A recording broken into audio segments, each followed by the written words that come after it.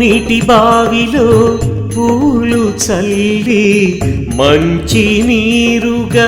మార్చిన సద్గురు సాయిరాం సాయిరాం సాయిరాం సాయిరాం స్వయంగా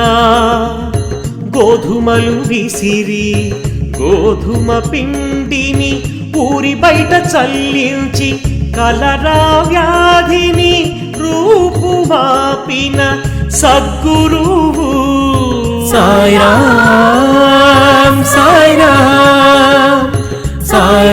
సాయిరాం సాయిరాం భక్తుడి ప్లేగు పొక్కులను స్వీకరించి తన శరీరంపై చూపించిన సద్గురు